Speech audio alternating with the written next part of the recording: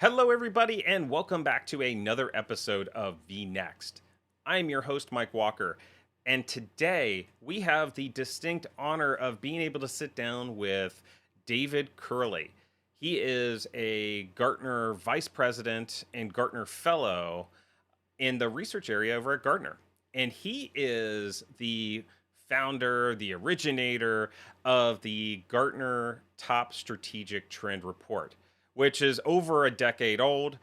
He's been doing it every single year, and it is the most popular and most read research report at Gartner. And so it's chock full of really, really good insights. David does a phenomenal job of bringing the power of Gartner, all the analysts that are supporting these particular areas, bringing them together to compile this trend report for all of us, which is great. And so today we get to sit down with him and understand what's the process for how to build these things. So if you're looking at this report, you can look at it and say, hey, I know how this was built and I can understand how they got to these conclusions. But also any surprises that he's seen along the way, maybe even some macro trends, not only for this year going forward, but also as he's been doing this for so long, what sort of insights has he gleaned from doing this trend report for so many years? So it's going to be a really great episode. Hope you stick around for it. Now, like with all of our episodes, all the show notes and links will be provided on vnextpod.com. That's vnextpod.com. All right, guys, let's get into it. David, welcome to the podcast. Glad to be here, Mike. Awesome. So, David, you and I, we've known each other for a while. We've done a little work together, and wanted to have you on the podcast today because you just released another edition of the Top Strategic Technology Trend Report. I have to get that right because there's a slight subtle difference there. But welcome to the podcast, and maybe for those that don't know you, it'd be good to kind of get an overview of who you are and what you do for Gartner.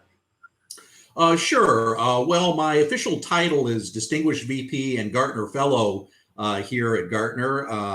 As a Gartner Fellow, there's about a dozen of us out of the 2,000 plus analysts that are out there. And so we get the ability to look across a lot of different areas. And that was really the genesis of the work that I've been doing for a long time, identifying these top strategic technology trends. I work extensively with CIOs and CTOs and business executives to develop innovation strategies.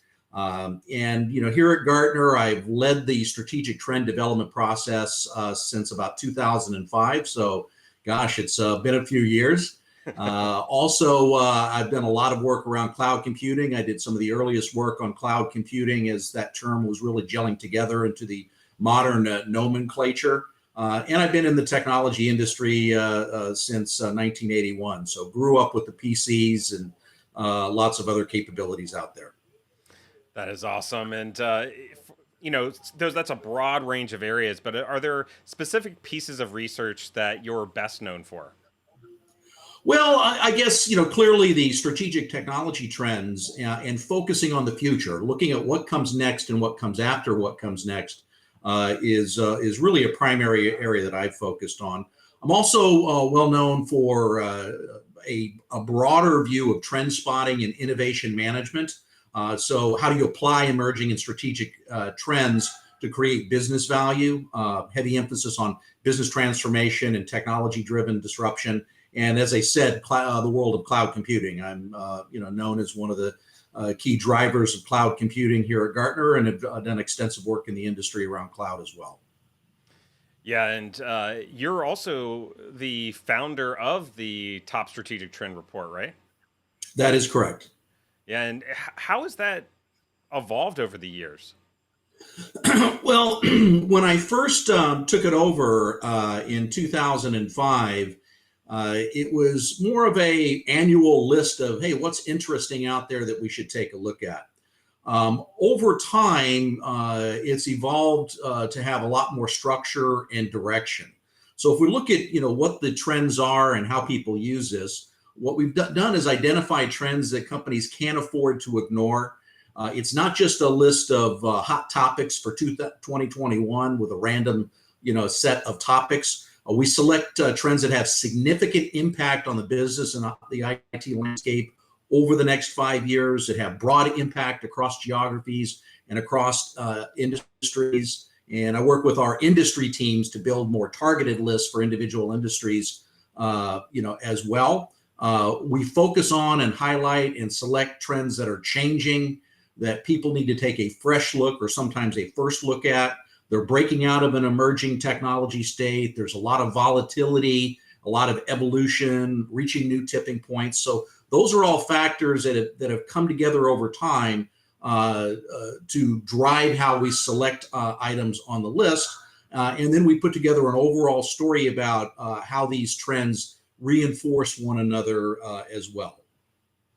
Nice. So it sounds like there is a lot of rigor that goes into this. How long does it take to typically create one of these reports?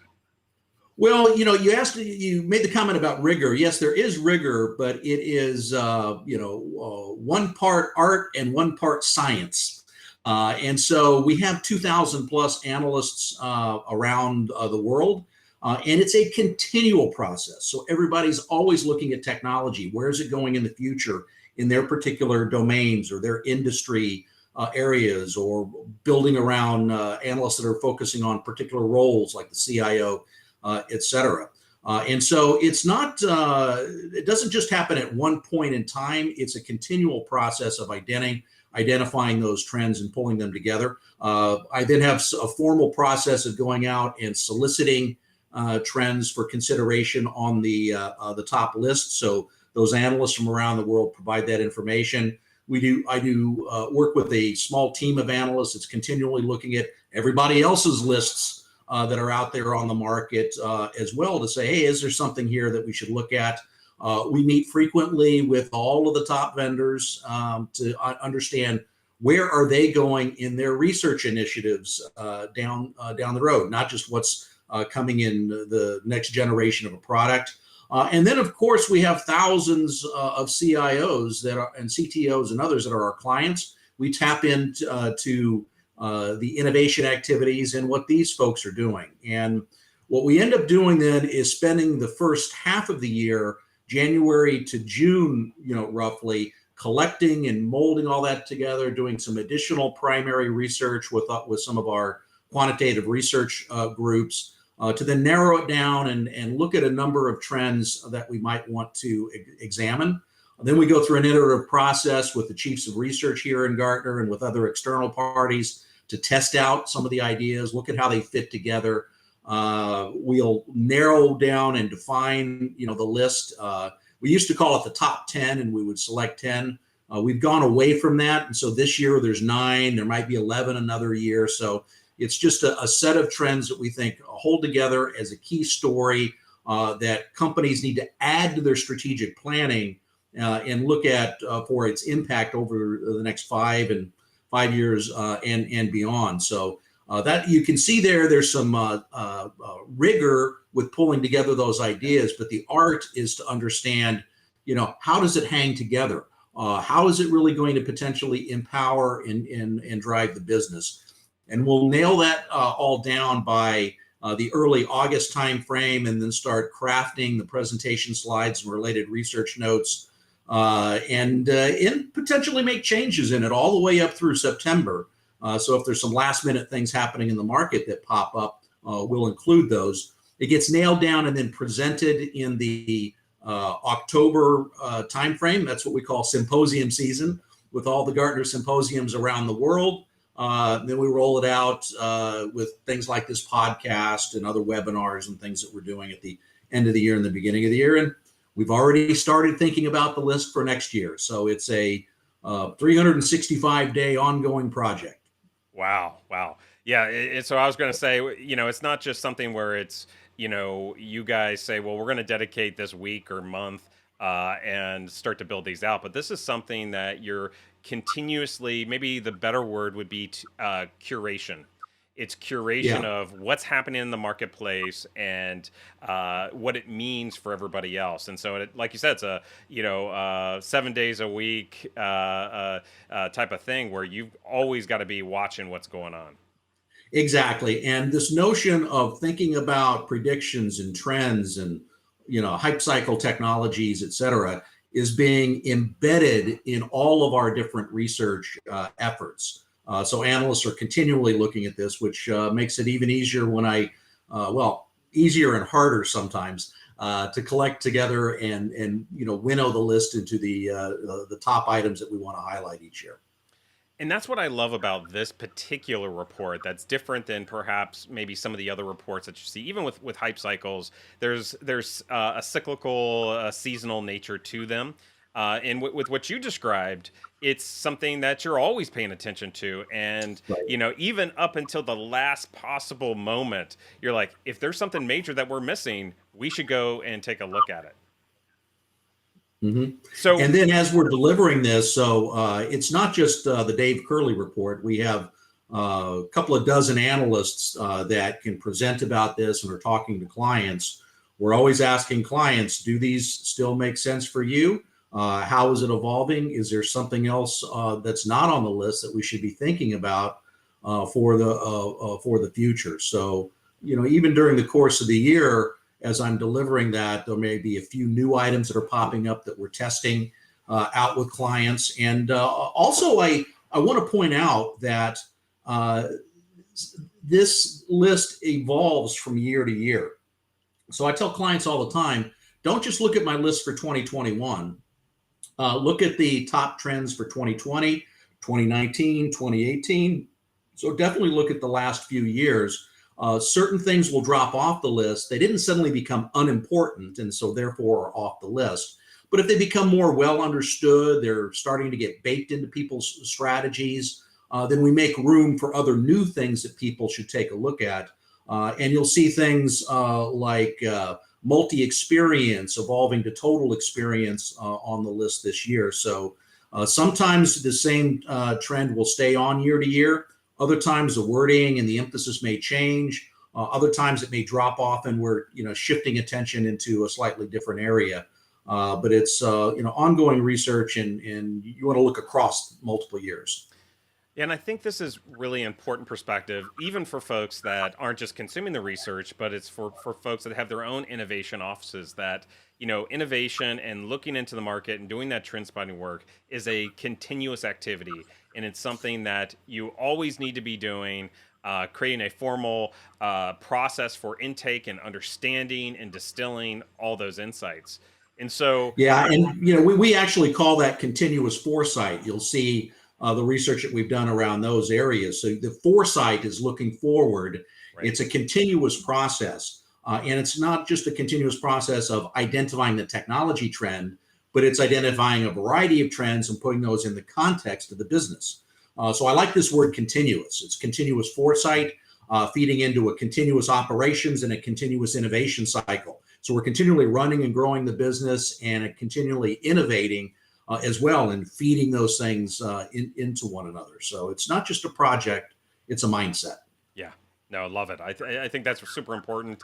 And before we jump into the actual list, what I want to do is jump into some of the aspects in which some of the people that I talk to ask about these sort of reports. Things like David, you've got a list. Other analyst firms have lists. Yeah. Vendors have lists.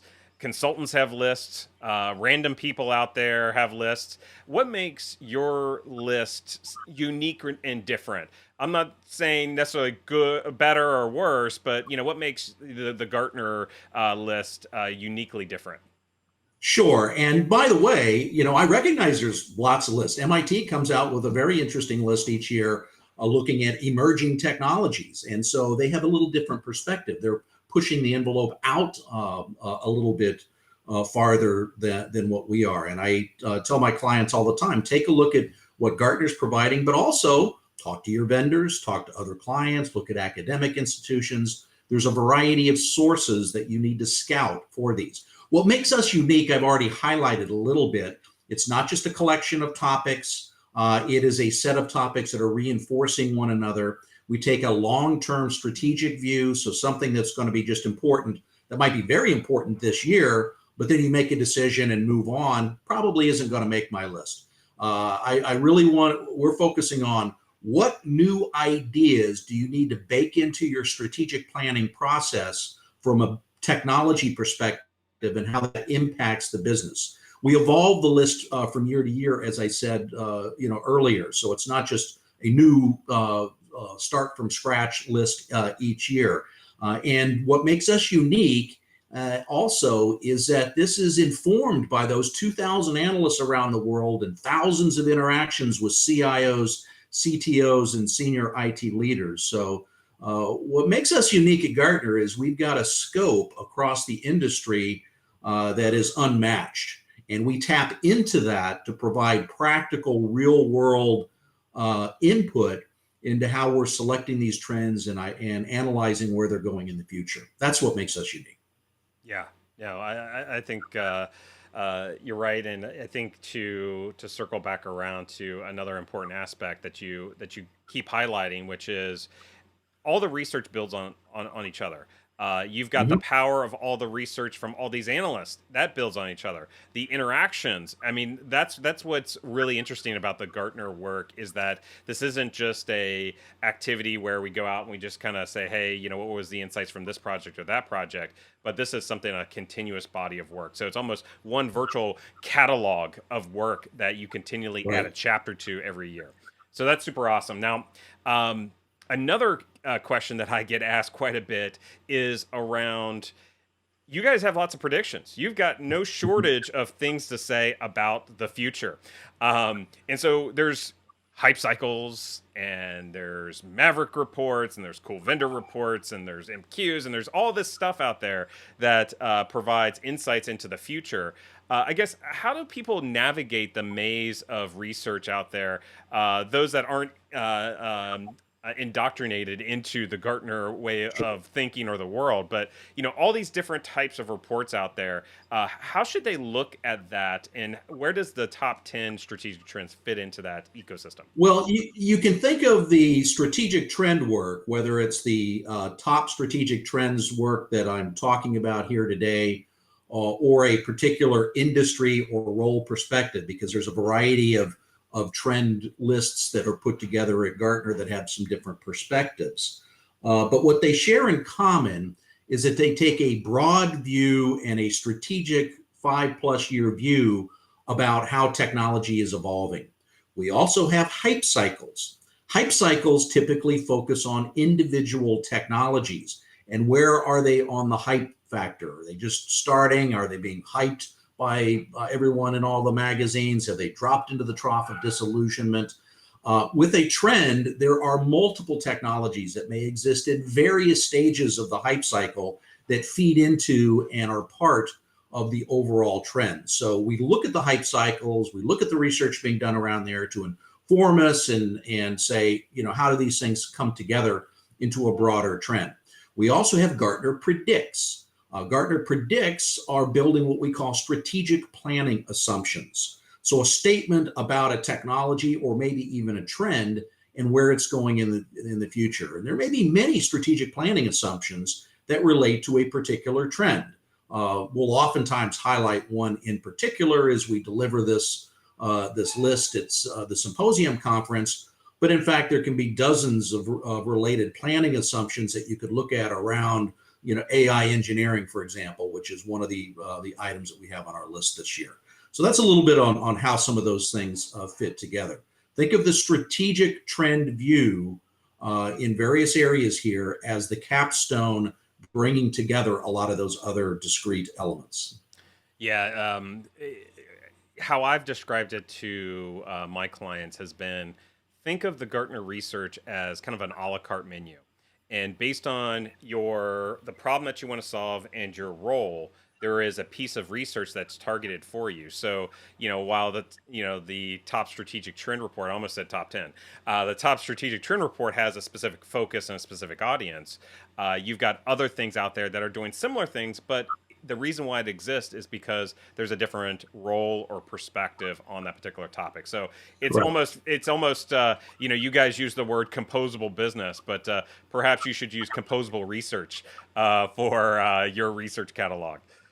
Right. So Well, what you'll see also coming out in a lot of work that I'm doing this year around the trend spotting area is we're going to talk about how you identify particular trends and technologies, build technology and trend profiles, gather those together to create trend radars and trend roadmaps, build trend cards and other things, because being able to then communicate, what's happening with a technology or an overall trend, where is it going in the future, and how does it relate back to the business is important.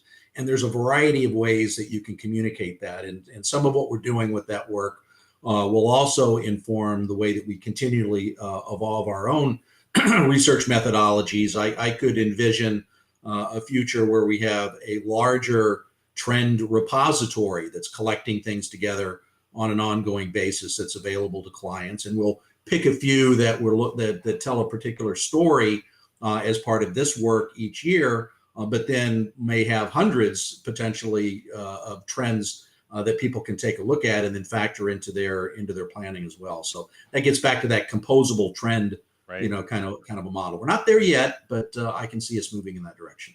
Now, we haven't talked about this, so I'm going to throw you a little bit of a curveball here, David. Have you thought about, so you talked about crowdsourcing within Gartner. Have you thought about crowdsourcing outside of Gartner? So, you're getting advice from, some subject matter experts in AI and the AI area of Gartner. But what about some of the thought leaders externally? Some of the futurists out externally. Could almost see a future potentially where that research is extended, that ring of pulling in information is extended to those thought leaders as well. Has that been a Well, consideration? yeah, and we actually do that today. It fits more into the art versus the science side of things that I talked about earlier. And so we identify key academic institutions and vendors and key individuals in our client base, but also in other parts of the market that we want to go out and touch base with. We also will look at institutions like MIT Media Labs. And we have various analysts throughout the company that are engaging with individual vendors and clients and others. So we are informally tapping into that right now. It's not a formal crowdsourced model and engineered into the overall process. It's just part of the way that we naturally do our research. And there may be some opportunities to put a little more structure to that in the future as well. Right, right.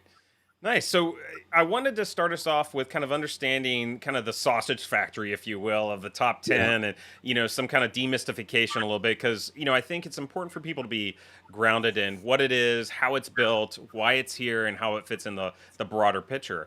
But for the top nine, I should say, these top nine trends that you've developed this year for 2021, would be good is maybe if you could give an overview of kind of the macro view across all the trends and if there's any cross-cutting themes. And then maybe what we can do after that is for each one of the trends, maybe we spend 1 or 2 minutes on what that trend is and why it's there. Does that sound like a plan? Yeah, sure does. And there are three big themes that are coming together that are driving the trend list this year, and then a fourth topic that I'll mention with combinatorial innovation as well. So people centricity, location independence, and resilient delivery are important themes. People centricity really focuses on looking at technologies and how they touch people in their lives. And that's the ultimate goal is the impact on customers, the impact on employees, how employees do their job, how customers interact with us, how we deliver products and goods and services out to those customers and support them, et cetera, et cetera. But at the end of the day, there's a human being at the end of these chains, even when there's a lot of automation and AI agents and things like that are happening in the background. So we think people centricity is an important theme. How people interact with one another through technology and interact with technologies is changing significantly. So that's where the Internet of Behaviors and the total experience, looking at the human experience and how they interface with the technologies fit in. And we look at privacy issues as well. Those are a few trends that really tightly touch people.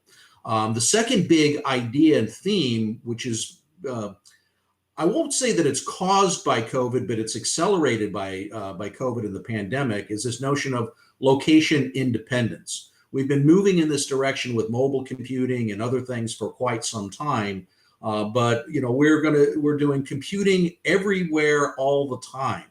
And so new cloud computing models and new operational models and security models need to be there to really look at how computing is going to follow us around and be part of our everyday lives as human beings. And then finally, resilient delivery is a really important overall theme. You can also read that as architecting for adaptability. Now, the pandemic, once again, is really highlighted the value of this.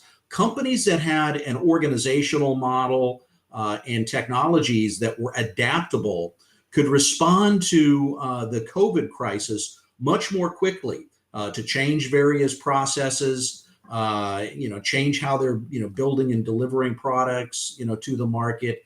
Those are the companies that could move faster at lower cost to alter and change their business. Now, resiliency and adaptability wouldn't solve everybody's problems, but and it's not just about responding to something like the pandemic.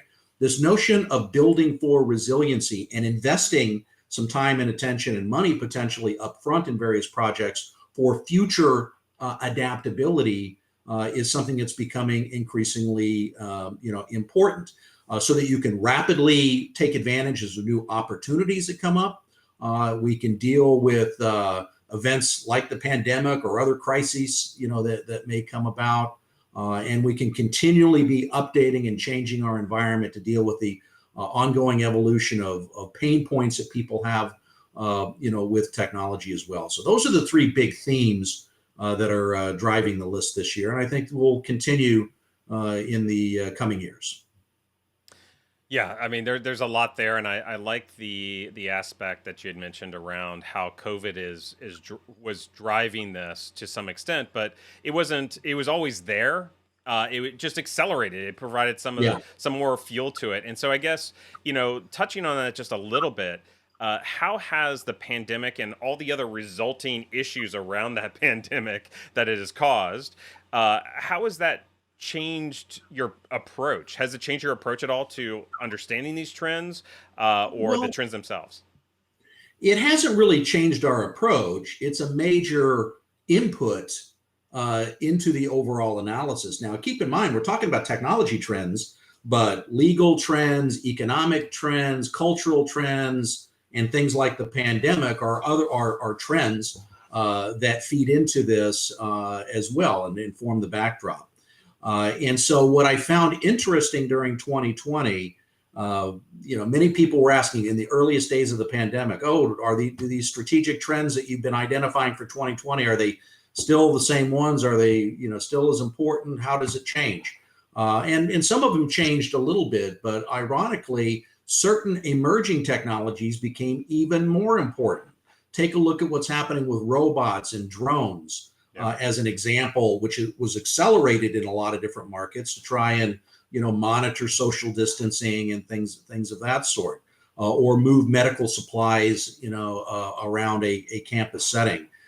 So some of the intelligent things that you and I have talked about over the years actually accelerated and were being used a bit more broadly.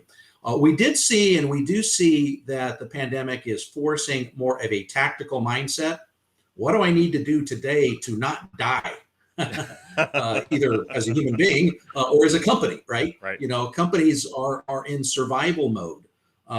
But what I emphasize to people here is that doesn't mean that you're only doing existing tactical things on the edge. Sometimes you've got to, actually accelerate some of the innovation exercises, move more aggressively to all these remote work styles, as an example. And so it brought up anywhere operations we've been on a path towards as a mainline trend for the list this year. So it does, it does have some impact. And the final thing I'll mention here is I tell people, when you are forced to act very tactically, so anything you roll out has to have an immediate reason and an immediate impact, that's fine, but don't stop thinking strategically and keep a list. So you may only roll out some of the remote working and things of that nature for immediate impact. I need to support the remote workforce. But as you go through that, you may find all sorts of interesting strategic projects or ideas that you don't have the time, money, or attention to give them today. But don't forget them. Keep a list. Yeah. And when we get past this pandemic, and I think we certainly will at some point, and we start taking a little longer term view, we start looking at a little more, riskier innovations or things that don't have as much of an immediate payback, you can go back to that list and say, what did we notice along the way that we didn't have time for? So I think that's an important piece of advice that everybody can take today. Yeah, and I agree. And I think another piece of this is just how fragile some of our business models are.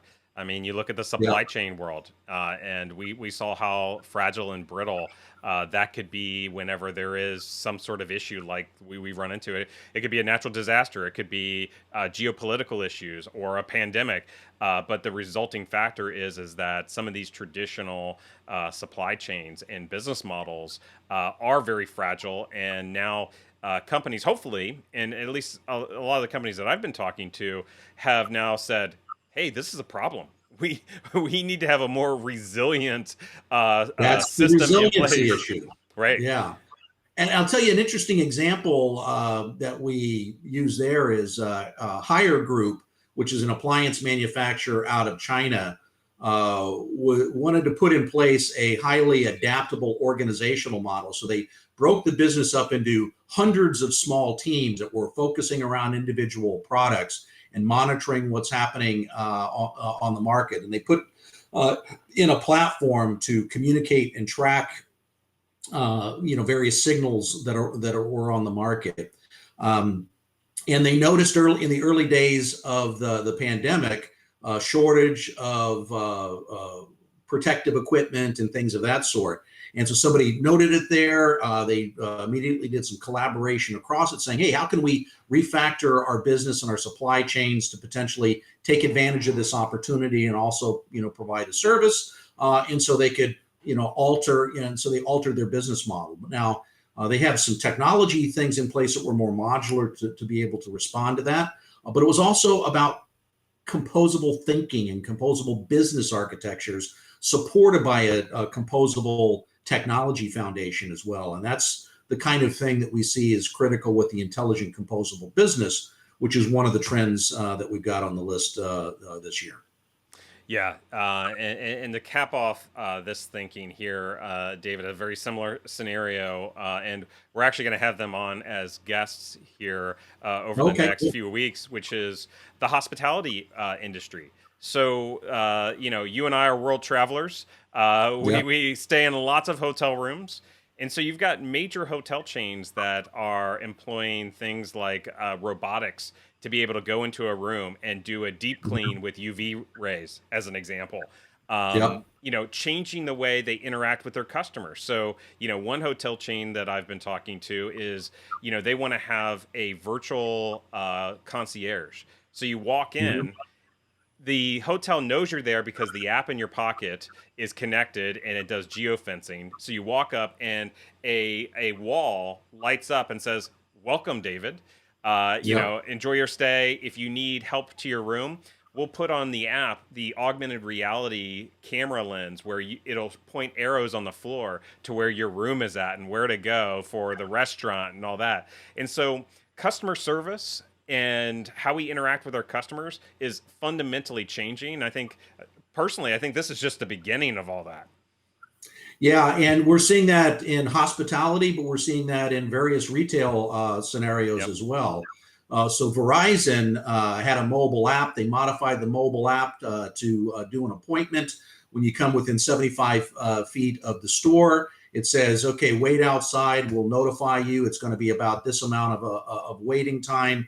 And in the meantime, here's some information that you can look at, about, the appointments that you're coming in for. And then when the customer goes into the store, they have contactless payment systems. The employees can do some co-browsing with the clients, so they're on their tablet and looking at various information and beaming that over, to the customer's, tablet or smartphone, if that's available as well. So really using, the technology, over time. And so I think that's a way that we've got to really think about experiences. We're going to be building these smart spaces, a smart hotel, a smart hotel room, a smart retail environment, and people will have experiences that follow them around from home through their car, when they get on the airplane, when they, arrive and they go to the hotel room.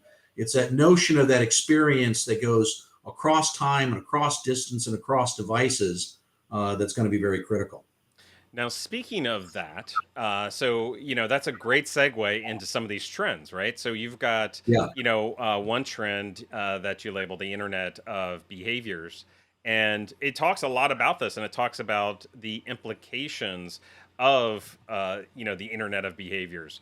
And so I guess it would be interesting. I know that you guys have made some predictions, and one of them being, over the next 5 years, half of the world's population will be subject to at least one of these programs. And so I guess, what does one of these programs look like to you, David? Well, let's take a step back for a moment on the Internet of Behaviors, and I want to define it and kind of frame it, and we'll answer your question directly. The Internet of Behaviors is really about multiple approaches to capture and analyze and understand and exploit and ultimately monetize all kinds of digital representations of behaviors. We're leaving extensive digital footprints as we go about that world that I just talked about, right?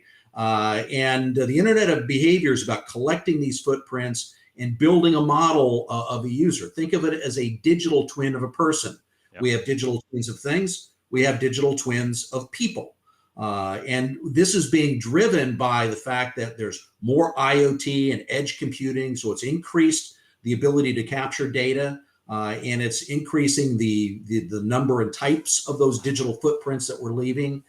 We've got the ability to combine and analyze this data with AI that's improving dramatically, and to build these integrated models. And then there's a variety of approaches to demonstrate what's possible here. Some of those have been around for a while. Take a look at insurance companies that can monitor your driving behavior and adjust your insurance premiums for that. We've got commercial trucking companies that are monitoring, driver behavior and the actions of the vehicle to promote safety and efficiency as well. Take a look at the Internet of Behavior in the context of the pandemic. So those factories where people are wearing Bluetooth wristbands to promote social distancing, that are using cameras or drones, perhaps with cameras to monitor a personal protection equipment, wearing, temperature sensors in the environment. That's all creating these smart environments, and then using that to encourage behavior. And an extreme view of this, of course, that many in the U.S. find a little more creepy, is the social credit scoring system that exists, in China as well. And so people can be limited on their travel and other things based upon that. So those are some of the things that this looks like. Now, what I want to emphasize, though, is, some of this stuff really starts having some ethical and privacy, issues. It's going to be answered differently in different parts of the world.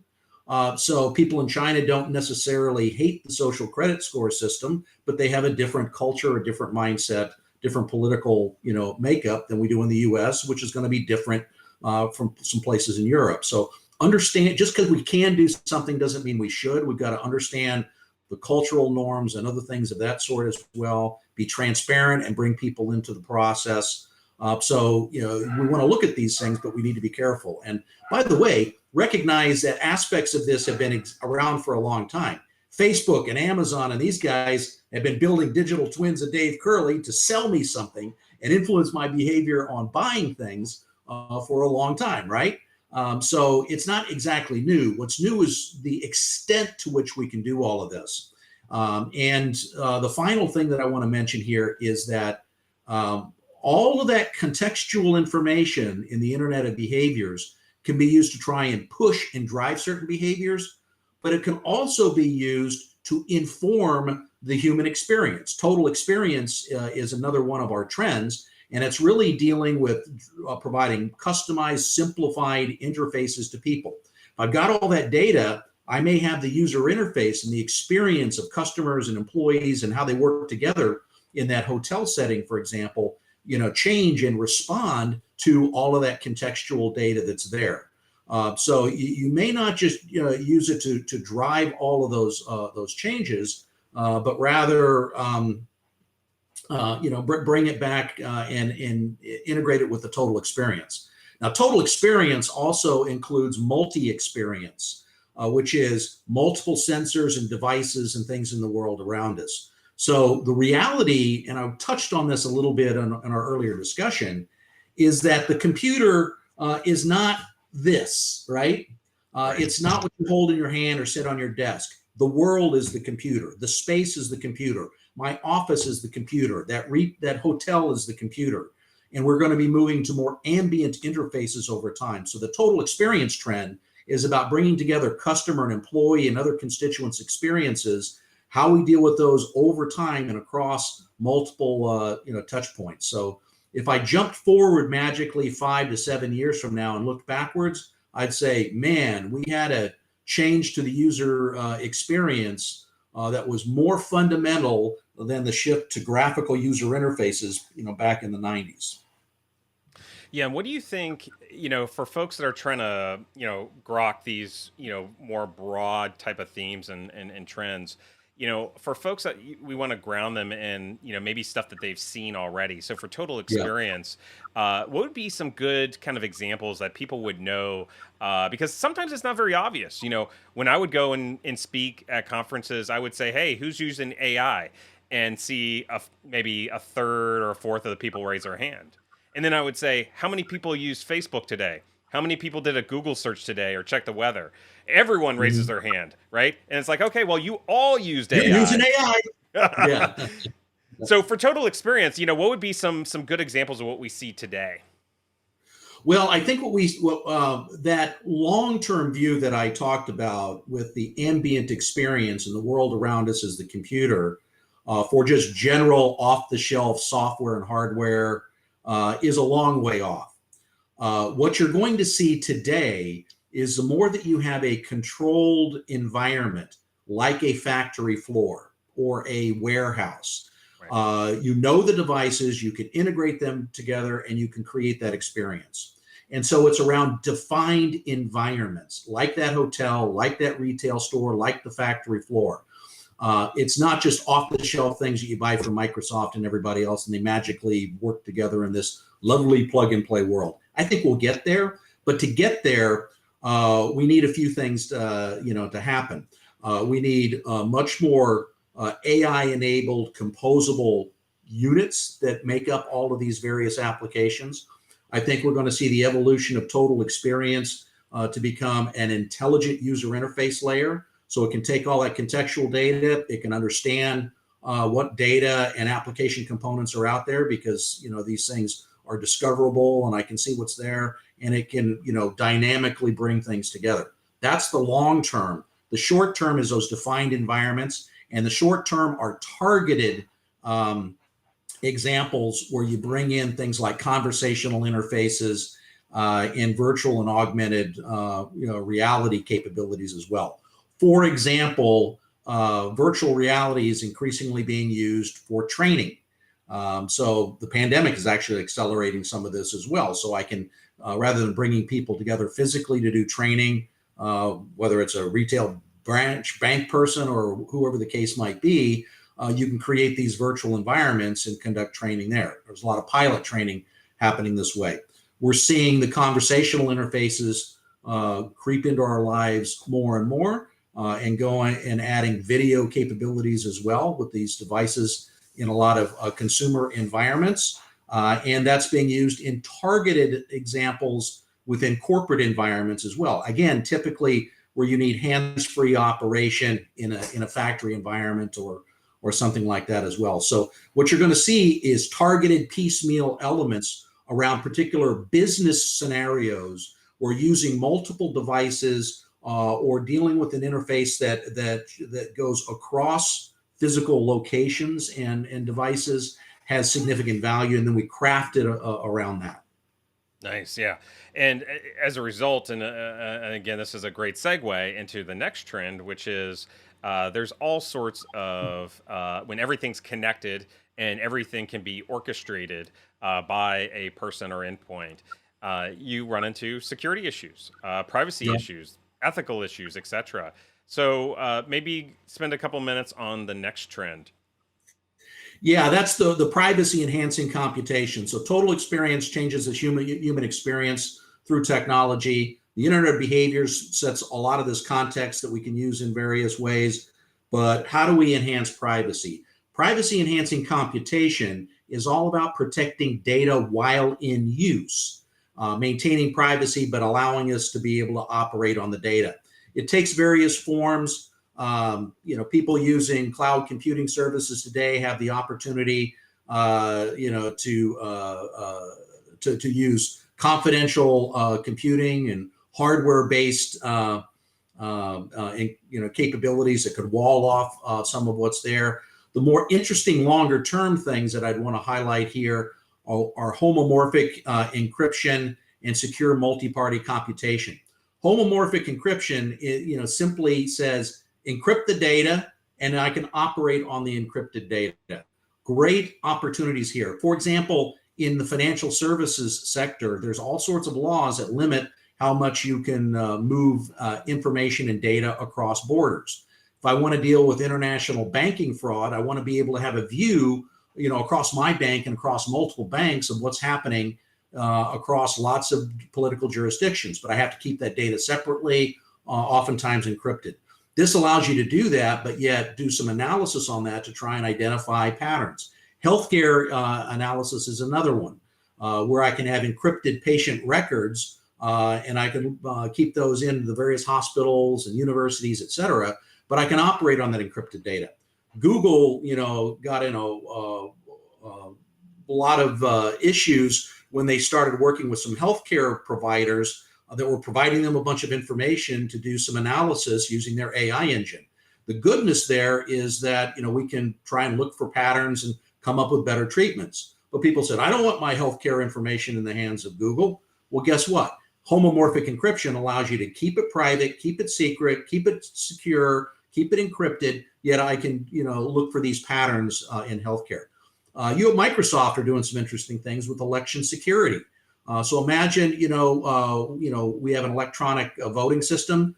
All of the records of my vote can be encrypted and kept secret and private, but we can use homomorphic encryption to do analysis on that. So, we can use that to consolidate the votes, but also get this, you could open it up to, third parties to validate that, providing additional transparency.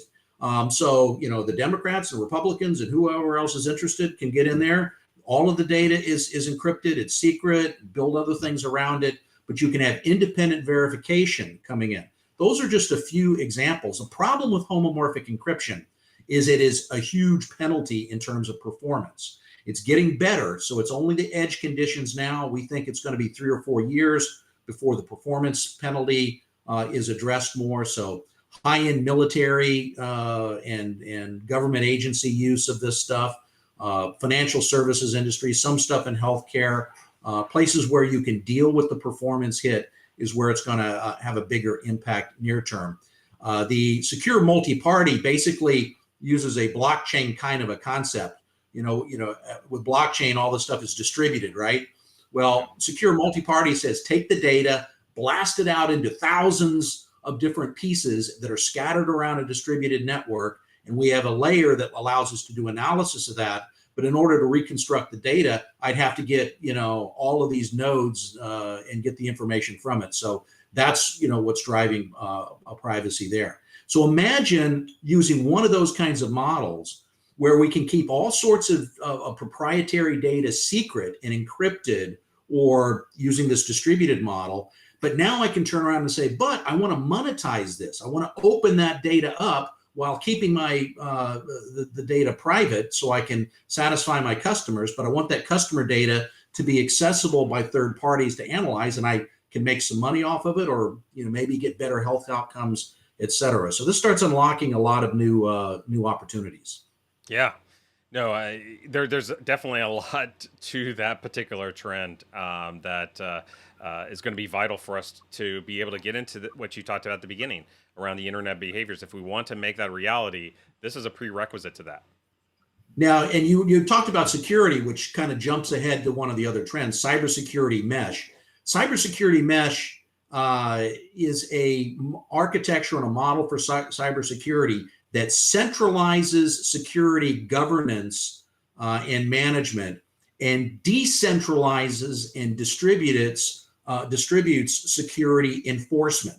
So using proxies and agents and things of that sort, we can deal with that. And it deals with the reality that, hey, we're using cloud, we're using various networks. The perimeter is not my firewall, and I can't just dig a moat around my company and give people access, and once they're in, they're fully trusted.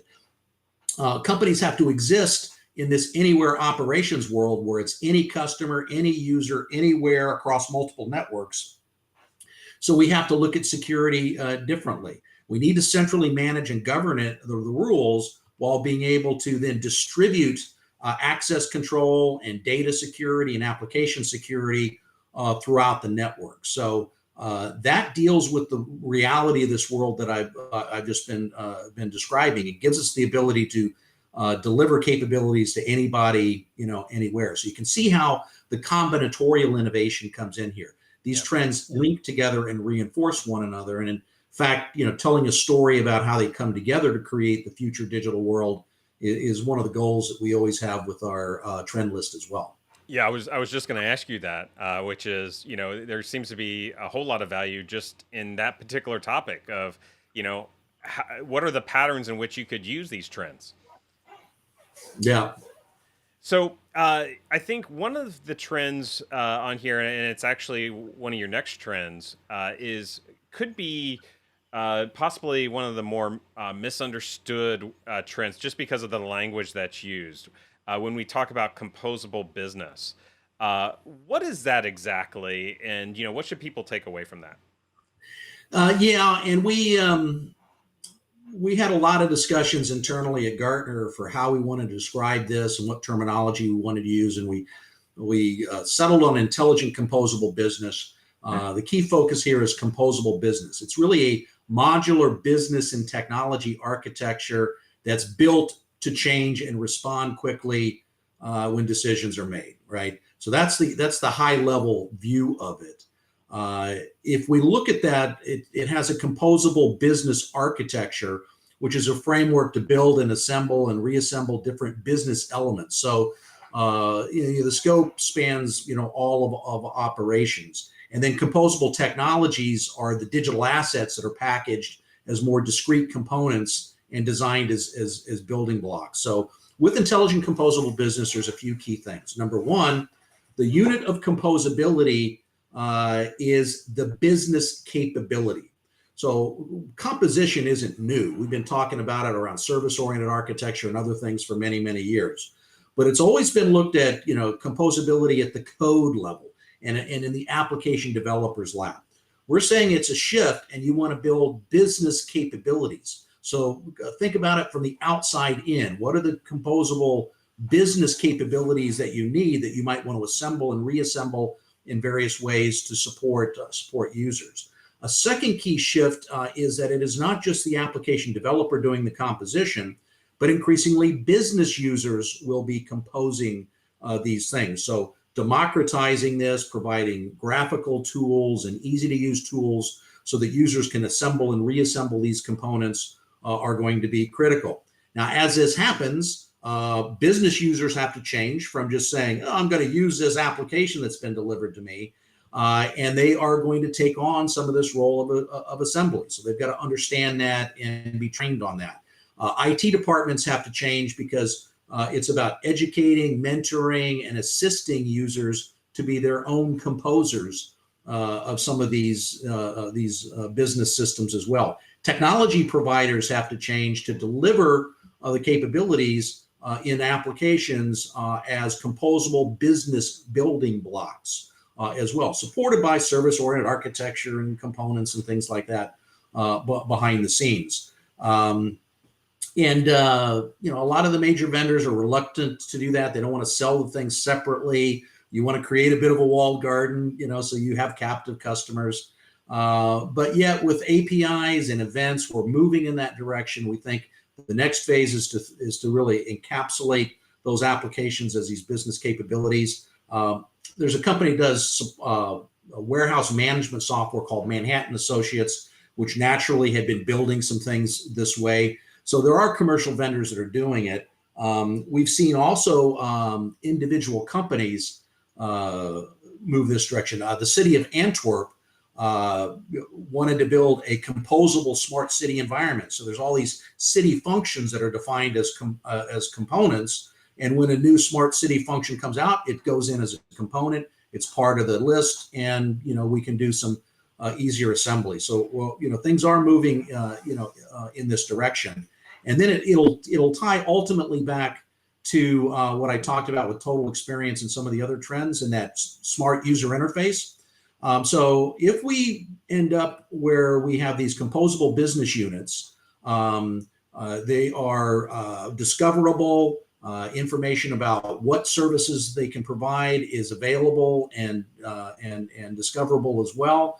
Then we can now start thinking about, hey, can we create an intelligent user interface layer that can identify what the components are that are out there and dynamically assemble what somebody needs for a particular business activity. So each of these things is moving us towards this long-term 5 to 10 year view of ambient computing, but it's in pieces. Increase composability at the technology and the business unit level, have a more flexible user interface, track our digital footprints. They all link together. And the final thing on intelligent composable business, which is sometimes hidden behind the scenes, is that it brings together the data and application side of things. Too often we've got application developers and application teams over here, and we've got data teams. They're looking at the future of data and those data architectures, and they only loosely come together.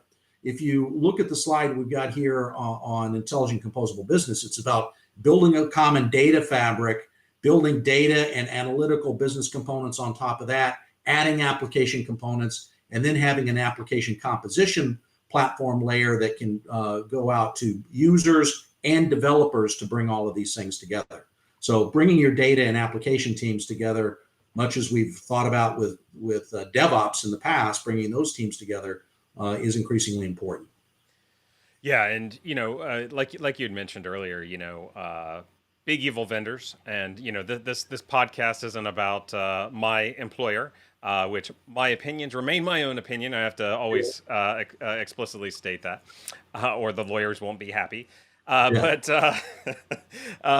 what's interesting about some of the strategies that you see from companies like Microsoft and others, but specifically Microsoft with their particular business strategy, where it's more about empowering people, empowering companies, we're seeing a much larger and much more substantial investment in what we've been talking about around digital ecosystems.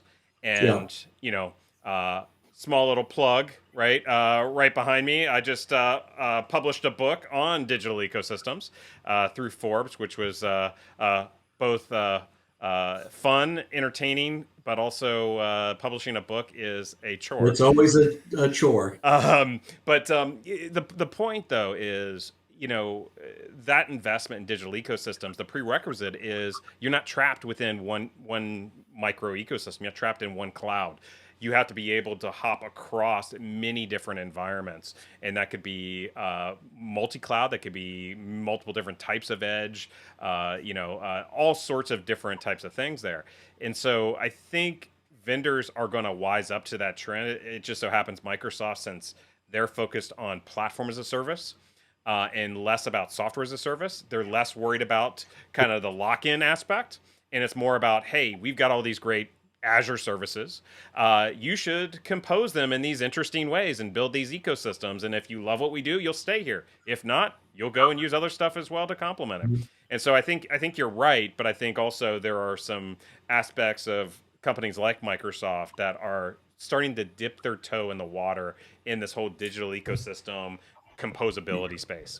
Yeah, I think so. And certainly we've seen this. Just look at all of the work with APIs and events that open up the capabilities for customization in lots of applications. And so we've steadily been moving away from the completely walled garden around enterprise applications for a while, but it still is going to take some time. And look, let's face it, every company wants to sell its products. Every company wants to create customer loyalty.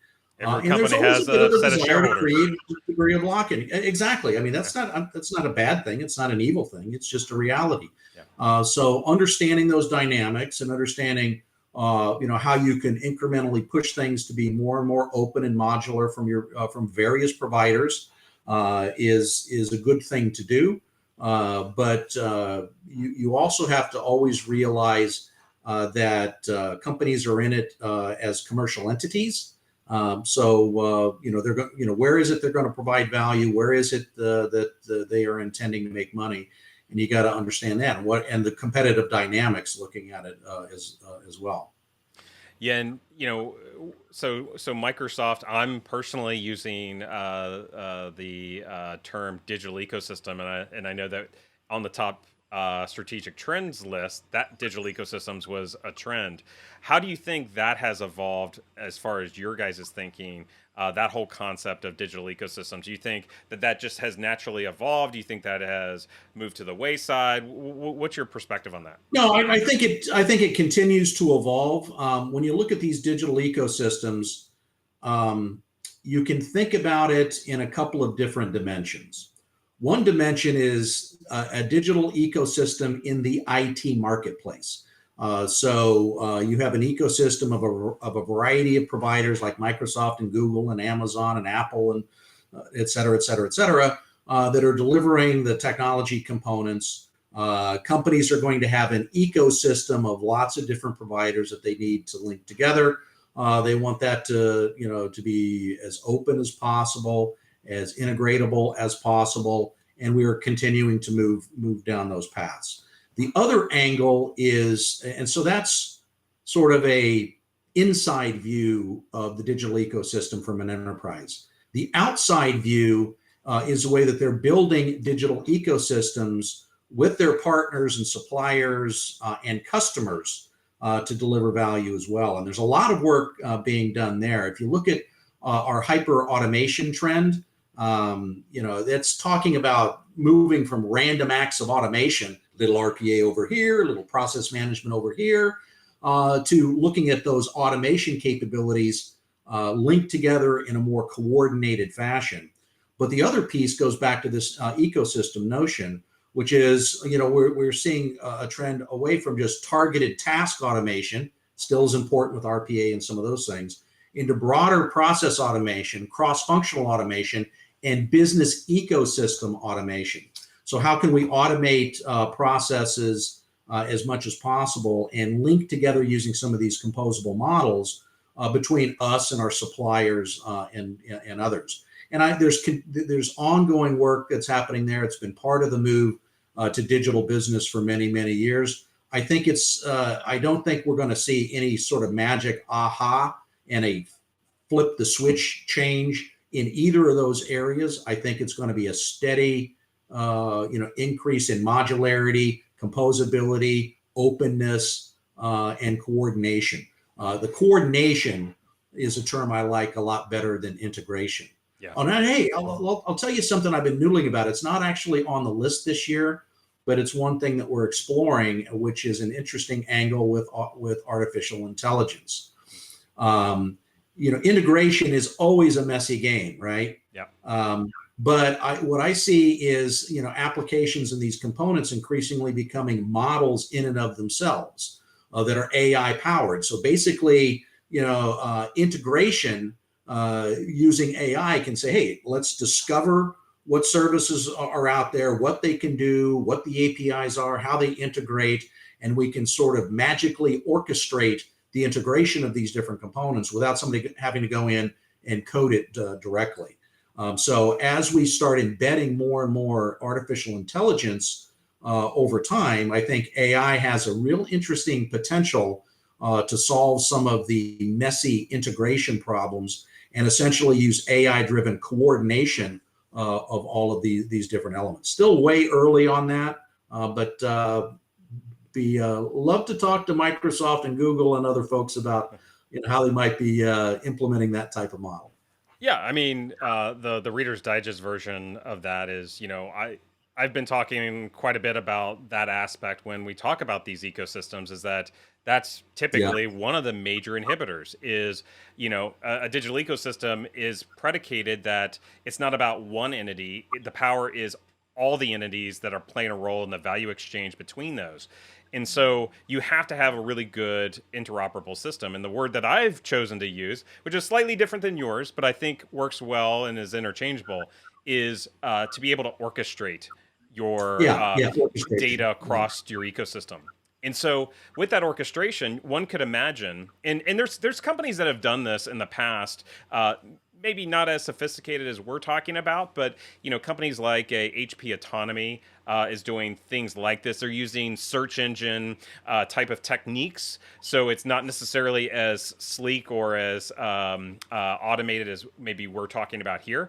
But one could imagine someone flips a switch on a solution and you can say, hey, make my taxonomy and ontology of my application discoverable. Yeah, And yeah, then if I allow that to be discoverable and I've got a common language to be able to talk to that, now I can have on one endpoint say, hey, this is how I describe my taxonomy and ontology. Here's how you do. And then I could have a meaningful interaction and have a level of even probability of what a status code is. So, a status code of 1 or 0, true or false, yes or no, oh, that's easy. I can interpret what that means. But if it's status equals Mike went to the park, well, I'm not sure what to do with that, or yeah. you get what I mean. If there's a next level interpretation, but that can help us get to that point of allowing some of the supervised learning algorithms really start to understand and do that mapping.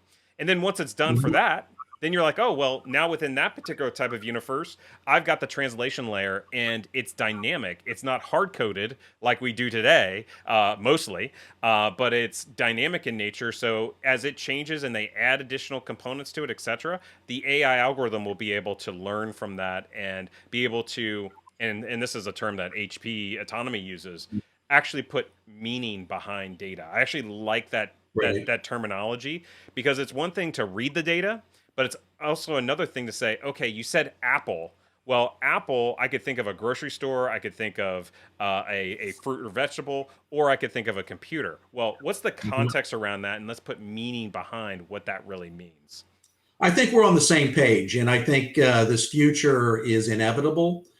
There are flashes and elements supporting it that you can see in a variety of vendors' products and different pieces, like you mentioned about HP and autonomy and some things Microsoft and what Google is doing. So you can see the elements, coming together. I've just become a little re- pessimistic or realistic in my old age, recognizing that just because we can see those elements doesn't mean that they're going to come together tomorrow. I think we're going to still see a lot of evolution in each of these individual trends, and they are on a path to converge and I think make this reality in the 5 to 10 year time frame. So if we bound this, the 0 to 3 year time frame around total experience, these different elements, you have isolated applications and some of the components that are coming together. We have a number of these trends that coalesce in the 3 to 5 year time frame, which lays the foundation for this altered user experience and intelligent composable application environment in the future. That's why intelligent composable business is the term, by the way, because we see AI driving a lot of this over time. But I think it's going to still take us a little while to get there. No, I agree. And as we start to wind down, I know we haven't been able to touch every one of the trends here, but I want to be respectful of your time. Um, you know, because every trend list, you have to have the obligatory AI one in there, right? Yeah. And we skipped over hyper automation and we skipped over the cloud trend. But there's some important nuggets, and people can go and read the report. But I guess for you, David, um, what would be one or two key takeaways from the entire trend list? What do you want people to take away from this conversation, that when they look at this, what should they do, or what action would you recommend they take? Goodness. I think, well, one of the key takeaways, is embodied in those three themes: people centric, location independent, resilient delivery. We want to focus first and foremost on the way technology affects customers, employees, and other key constituencies, and spend a lot of time thinking about how the experience is evolving. That feeds into the Internet of Behaviors, the privacy and security issues, and even anywhere operations and things of that sort. Location independence is critical. Now, we didn't get into the anywhere operations in a lot of detail, but let me highlight something that's really important. We see a shift to a remote first, digital first mindset. So we don't create a physical office and then say, how do we remote it? We, up and down the spectrum, we say, let's create remote capabilities and digital capabilities first, then layer on physical points of presence when absolutely needed or where it would add value, and look at the ability to move dynamically between those environments. So I think it's the location independence, highlighting the value creation with stakeholders that can be anywhere. And then resiliency. You've got to have modularity. You've got to have adaptability that is built in. If people hit on those key areas, I think they're going to be moving in the right direction. Nice. So, obviously there is a lot to chew on, a lot to digest with these trends. When you have, this forward-looking type of view, but also we're not focused on just one technology. We're focused on many technologies orchestrated in a meaningful way. But outside of the top 9 strategic trends, outside of these trends, what other piece of advice would you give your clients on innovation in general? What would be kind of the one Sure. key piece of advice you would want them to take away using the top strategic trends and maybe other types of artifacts as well? But, what is kind of your kind of go-to piece of advice for those clients? I would say don't start with the technologies, even though we've spent all day here talking about the technologies. Start with the people. So I think an important foundation is to define personas inside and outside the organization, different customer personas, employee personas. What are the needs, wants, desires, predispositions, pain points that those people have? And then think of journey mapping. Journey mapping is an outside in view of business processes, essentially. And so if you think of people and the journeys they're going through and the jobs that they're trying to get done, going back to some of Christensen's terminology, that gives you a firm grounding upon which I can then evaluate the potential utilization of these technology trends. So above all else, that's my key piece of advice on innovation: is start with the people, start with their journeys, understand those needs, and then look at how you can apply the technologies to them. David, you're an absolute rock star. Thank you for Well, thank you. joining us today. Just your insights and all the great work you've done over the years has just been phenomenal. And so, I'm really grateful that you were able to and willing to come on and chat with us today. If people wanted to get a hold of you, should they just contact Gartner, LinkedIn, email? What's the best way to get a hold of you? Yeah, I mean, I'm on LinkedIn, but if you want to talk about this stuff, clients obviously can get a hold of their account executive. or client services to schedule an inquiry, and we can talk about this in a lot more detail. Those of you interested in becoming a client to explore these things in more detail, it's real simple. Just go to your favorite search engine and type in "become a Gartner client," and it'll take you to a landing page, and there's an 800 phone number on there, and you can find out some of that information as well. And tell them David Cearley sent you. So, Yeah.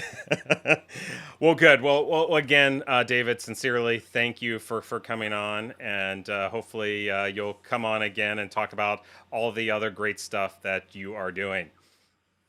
Sure. Look forward to it. Have a good day, Mike. All right, you too. Bye bye now. Bye. Wow, what an awesome episode. David is, as you could tell, super knowledgeable about what the heck is going on in the future. And so, again, thank you to David for coming on. And if you like this episode, make sure to give it the old thumbs up, but also subscribe to the channel. This lets me know that we're actually providing stuff that is of value to all of you. Provide comments, obviously that's always welcome, and also check out vnextpod.com, where we've got all these resources available. And also check out my new book. Rewire is available now on all the major platforms out there where you can get books, whether it be Amazon, Barnes and Noble, Apple, Google Books, etc. It's out there, guys.